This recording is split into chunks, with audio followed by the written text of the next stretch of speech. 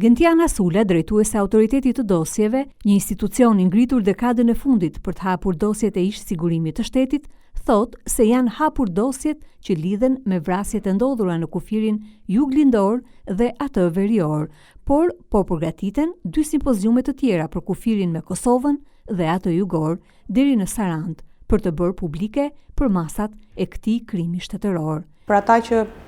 mendojnë që ishte ligj i kohës, paktën moralisht sot duhet kemi kërkojmë ndihmë, kërkojmë ndjes, dhe të mundohemi t'ja u lehtësojmë sa më shumë dhimbjen që kaloi. Kurse për atë pasaj pjesë ku dhe legjislacioni i kohës e ndaloi vrasjen kufi, aty pasaj besoj që shoqëria nuk ka ndjes. Aty drejtësia duhet të funksiononte, dhe duhet të funksionojë. Për sa i përket institucionit tonë, neve kemi gjithë